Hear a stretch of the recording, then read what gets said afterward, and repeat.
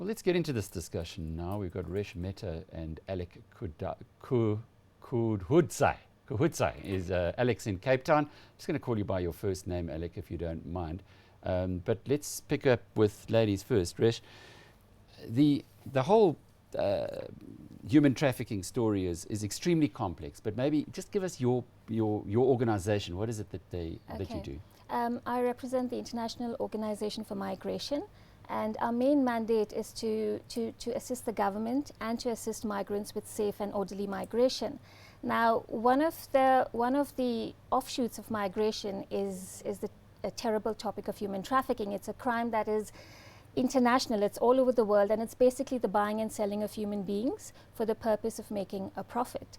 It's like slavery. It's like it is another Africa's name got for a terrible history in this regard. It's another name for slavery, absolutely. It's the buying and selling of human beings, and then you make use of them. Yes. I remember reading a piece a little while ago that the incentive for a Mozambican to illegally enter South Africa, for instance, because of the different GDPs, was 16 times the incentive for a Mexican to enter the United States. The United States cannot stop the Mexicans from going in. Clearly there's no chance in this context as well. But what you're talking about is actually not the willing migration, but something perhaps very different. Okay. In order to distinguish human trafficking from any other crime, there has to be three elements present. There has to be the act of recruitment, transportation, transfer, harboring, then followed by the means. How was this act committed? Was it there coercion, force, deception, fraud? Very often a person will accompany the trafficker willingly because they have been deceived into believing that there's a job waiting for them at the other end, at the destination. So there's the act, there's the means, and then the purpose, the whole intent behind the act and the means used to carry out the act is the purpose, which is exploitation. And exploitation 99% of the time is for money, but sometimes it is for getting the services of a person. You know, using a person as a domestic help, or in a farm as forced labor, or in the mines. Well, as in the sex trade. Yes, it's enormous. Absolutely. Let's bring in Aleck now in Cape Town. From your perspective, Aleck, are these people who are trafficked into the country, I would presume they come in illegally? Yeah, that would seem the case, because I think, and it's actually quite easy for people to be trafficked into the country.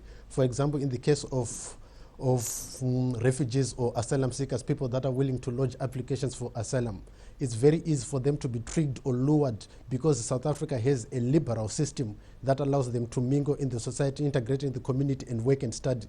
So they'll just basically be enticed and be promised work, you know, study, place to stay, and then you compare that with the lifestyle you'd get, for example, in Botswana, where you're put in a camp, in Mozambique, where you're put in a camp, or Zimbabwe, then you say, I'm definitely going to South Africa. You get into the border, then everything changes. That application you're supposed to bring for asylum or refugee, it never materializes, because that guy takes you up and then he uses you for whatever he's brought you to the country for. So what happens to those people? They've clearly entered the country illegally. They must be aware that they're entering the country illegally because they're paying to get here. What happens once they arrive? Okay. I'll speak from the perspective of a normal asylum seeker, not people that are trafficked. Because what happens is the country allows any illegal person in the country 14 days, now been reduced to 5 days, to lodge a formal application for asylum, regardless of whether you've overstayed. As long as you can prove good cause why you failed to lodge a proper application in time, you are allowed the opportunity, and it's also been confirmed by the Supreme Court of Appeal in a famous code, Esumo. You are allowed the opportunity to bring an application for asylum or for refugee status, but it starts with asylum. I cannot comment on people that are trafficked, because I would assume that what happens is the moment that the war ring is discovered, then those rights come into effect. They are given the choice of either legalizing their stay, or perhaps in other instances probably charged for that. Mesh, I don't understand this. So if you get into a situation where you pay someone to come into the country because there's a job waiting for you, you arrive here, it's all illegal, you can then lodge an application to stay. No, can I just get back to your initial question? Are all trafficked victims illegal? No. You can enter South Africa legally and still be trafficked. Like, for example, we have a lot of Thai victims of trafficking in South Africa. more often than not, you find them in the massage parlors. I'm not saying all massage parlors have trafficked victims, but more often than not, it could be sexual exploitation, it could be forced labor. So they are promised a job in South Africa and Thailand, okay, by a recruiter.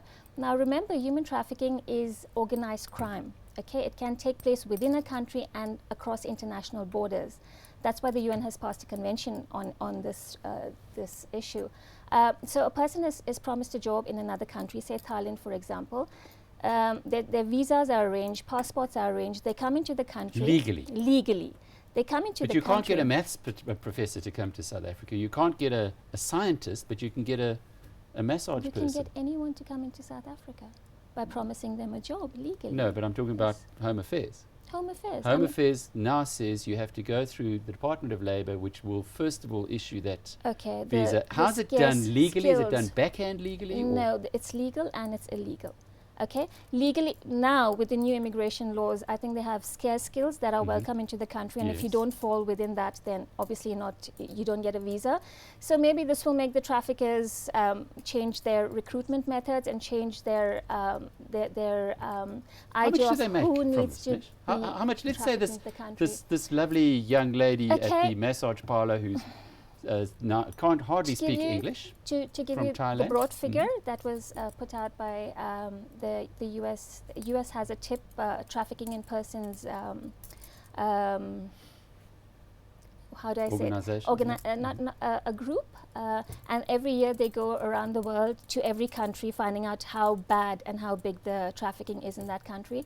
According to the tip report, $32 billion is an average annual income of the trafficking syndicate in the world, internationally, $32 billion. That's a big number. Bring it down to something that we can all understand. Whether the lady who comes from Thailand, who's been offered a job in a massage parlor in South Africa through organized crime or whatever, what would she pay to get here? Okay, she assuming she pays 7,000 to get into the country. 7,000 rand. Yeah, sometimes 7,000 rand. Assuming she pays 7,000 rand to the trafficker in Thailand to get into the country, or say $7,000. Once she reaches South Africa, there's something called debt bondage, where she is debt bonded now, and from the 7,000 is then changed into a 70,000, and she's told that you now owe us 70,000 for all our efforts. We got you the passport, we got you the visa, we got you an air ticket, we brought you into the country, we're finding you a job. You pay us 7,000, and then we will give you back your passport. As soon as she reaches her destination, her passport's taken away from her. We will give you back your passport, and then you can go as and where you want. Aleck, just to bring you in here very quickly, in a situation like this, clearly the person who's been trafficked is at a disadvantage. Can they then go forward to the authorities and say, I want to go back home? Yes, of course. But remember, in this particular instance, my organization only deals with refugees and asylum seekers, and we are an implementing partner of the UNHCR. In instances like this, I'm sure after fully cooperating with the authorities, the UNHCR would take the liberty of repatriating that person back to their home country. But I would also assume in the case of a normal migrant, that is a person that who's been promised employment, even though the documentations are in order and they feel that the conditions and terms of agreement are not as per the original agreement, they are very free to approach the authorities and to make arrangements for them to be returned back to their countries. The problem is you're dealing with organized crime, and it takes a very brave person, particularly if you're on your own in a foreign country, to go up against organized crime. Do you have many instances of this? Well, when I was actually speaking to your colleague yesterday, I actually advised him of a colleague of ours. We were kind of organization that work together. She was actually dealing with a similar case almost like this, like 2 months ago. And I actually felt she was going to be the appropriate person to address on the human trafficking issue because she dealt with that. But I've never, in my experience, I have not yet come across a case of human trafficking, mainly because I deal with refugees and asylum seekers. Resh, just to close off from your side, is there any way that someone who has been trafficked can at least get back home or get out of the clutches of organized crime? It's actually, this is a subject that takes a lot of time to talk about, but more often than not, victims who are brought into the country and are trafficked fear for their lives. They fear for their lives, they fear for their families' lives, they are force-fed drugs, they become addicted to drugs. So there's a whole lot of reasons why they do not go and seek assistance from the police. They also fear the police because of corruption. as a result of which they get stuck where they are in the trafficking web. But if they do get rescued or they happen to escape, then there are organizations such as IOM, such as the government of South Africa is working very effectively towards creating a safe haven for victims of trafficking. They've just passed the law which is going to be implemented on the 1st of October, as you said. So yes, a victim of trafficking can be rescued and can be repatriated back home if it is safe for her, or into another country. There is light at the end of the tunnel, but that tunnel is very long and it's very dark. Well, more strength to your efforts in this regard. And I think that it's one of those subjects, we don't like talking about these things. It's the underbelly of society, but it is our day today where we're focusing on immigration. It's a theme that on the one hand, at the top end of the market, there's concerns that not enough people are coming in, but if you have a look further down the scale, it clearly is an area where organized crime is rampant. And don't think that what Resh, Mehta and Aleck Kuhudzai were telling us is just out of the blue. There's a wonderful book called Illicit, written by Moises Naim. You can go and Google it or go and buy it from Amazon. It'll give you a terrific insight into how organized crime works, and particularly in this area of human trafficking, the scourge of the modern age. That was Resh Mehta from the International Organization for Migration and Aleck Kuhudzai from the Agency for Refugee Education.